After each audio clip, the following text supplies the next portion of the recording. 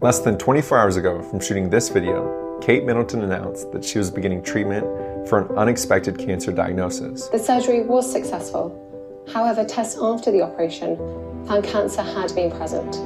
This announcement lasted less than 3 minutes, but it allowed the Princess of Wales to clear the air, dispel rumors, and express gratitude. In this video, we're going to look at the techniques behind the announcement.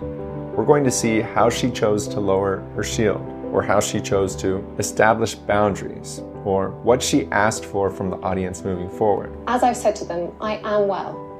I'm getting stronger every day by focusing on the things that will help me heal in my mind, body, and spirits.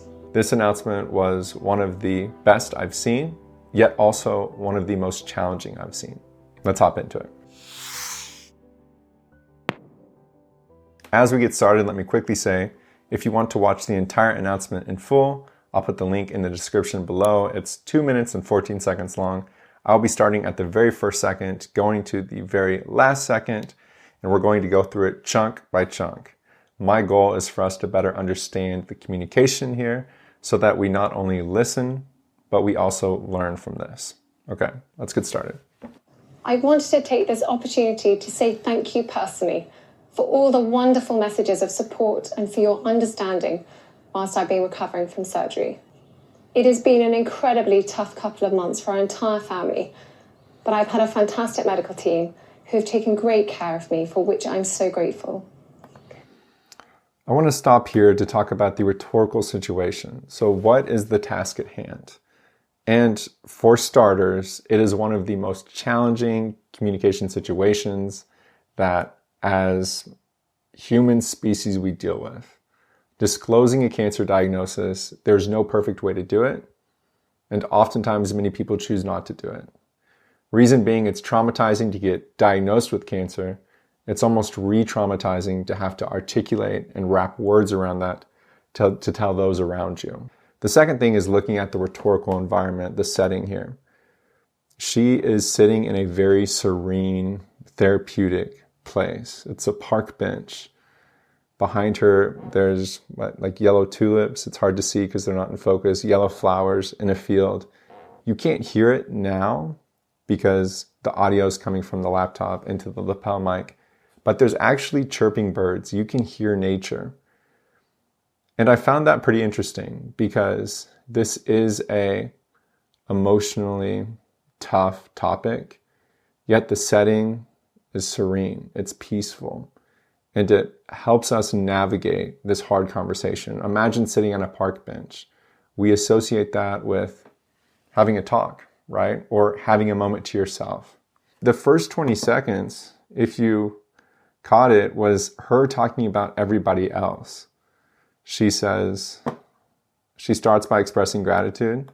I wanted to take this opportunity to say thank you personally for all the wonderful messages of support and for your understanding whilst I've been recovering from surgery.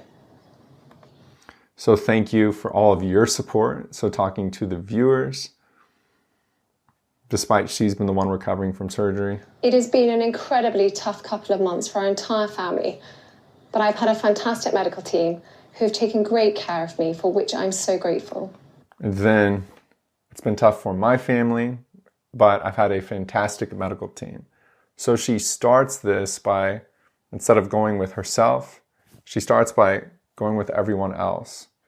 The emotion that she talks about too, she says, we have a fantastic medical team. She said, it's been an incredibly tough couple of months. She says, thank you for your wonderful messages. Thank you personally. She uses this as an opportunity rather than an obligation. So the emotional language, it's also very intentional. It sets more of a positive tone rather than a doom and gloom tone. In January, I underwent major abdominal surgery in London, and at the time, it was thought that my condition was non-cancerous. The surgery was successful. However, tests after the operation found cancer had been present. My medical team therefore advised that I should undergo a course of preventative chemotherapy, and I'm now in the early stages of that treatment. So after the first 20 seconds of thinking of everybody else, she begins to let us into her journey. And she sets the chronological point of January, saying, in January I had abdominal surgery, Initially, it wasn't cancerous. Unfortunately, that's changed. My medical team has now advised me to start chemotherapy. So this process of here's where I was, here's what's happened, here's where we're at. You are preparing people, and then you are letting them know where you're headed. And it also shines a little light on how that must feel to get good news of something being non-cancerous and then being put in a world to where you immediately have to start treatment. And chemotherapy is a very physically draining treatment. This, of course, came as a huge shock. And William and I have been doing everything we can to process and manage this privately for the sake of our young family. As you can imagine, this has taken time. It has taken me time to recover from major surgery in order to start my treatment. But most importantly, it has taken us time to explain everything to George, Charlotte, and Louis in a way that's appropriate for them and to reassure them that I'm going to be okay. This stands out to me a ton because she places the value of what's most important. And to her, what's most important is for her family, specifically her children, to be able to process what's going on with their mom. And also in this moment, she talks about how she prefers to manage all of this privately. So once we get a little further into this, we recognize this isn't just an announcement video. She didn't turn on the camera, or BBC Studios didn't turn on the camera and say, okay, hey, just let everybody know you have cancer. Nope, it's more than that. Rather, it's establishing relatability. She's not worried about herself, she's worried about her kids. As I've said to them, I am well. I'm getting stronger every day by focusing on the things that will help me heal in my mind, body, and spirits. Having William by my side is a great source of comfort and reassurance too. And real quick, it's important to note, she sets the narrative here. She says, I am well in mind, body, and spirit, and I'm getting better every day. She's like, just like I'm telling my kids, I'm telling you all now. And the reason why it's so important for her to express that is how we talk about ourselves is one of the greatest communicators of the situation. We often, as a society, will think about people who have cancer, yet we don't realize they're still alive. They're still living life. And one of the best recommendations to do while you have cancer is to live a normal life, to undergo treatment, yet to still have the people around you, to still tend to your daily things. And she expresses that here. As is the love, support, and kindness that has been shown by so many of you. It means so much to us both.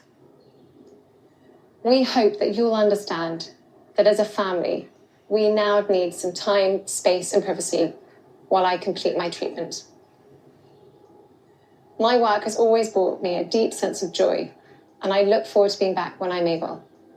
But for now, I must focus on making a full recovery. And I can't miss what she said just now, because she said, we have so much appreciated all of the love you've given us, but I need privacy. And if you saw, she quickly follows that up with, but I've really loved all of the work I've been able to do. So it's like a hedge. But at the same time, I need to focus on getting better. And that's going to be my priority. It's at this moment of the speech where you recognize, hey, this thing's 2 minutes and 14 seconds, but not a sentence is wasted. Every sentence has a function. And then near the end, at this time, I'm also thinking of all those whose lives have been affected by cancer. For everyone facing this disease, in whatever form, please do not lose faith or hope. You are not alone. And then at the very end, she chooses to give encouragement to everybody else who is currently diagnosed and experiencing cancer, which blows my mind. That solidarity is another intent of this speech. Yes, the intent of this video is to announce that she's starting cancer treatment.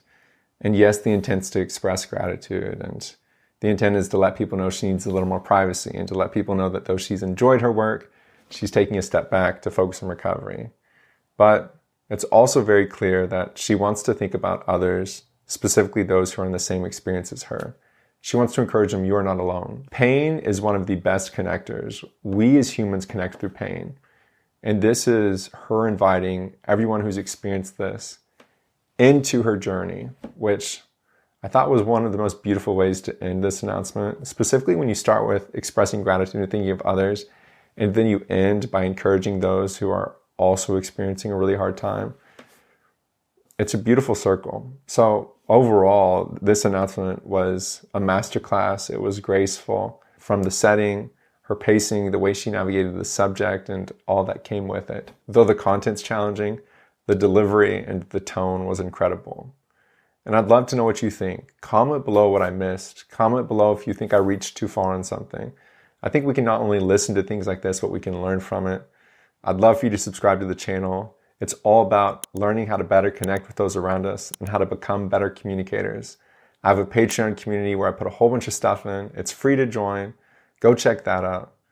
In addition, I'll be working on a new video next week. I just posted a video about Tucker Carlson and Vladimir Putin. You may be interested in watching that.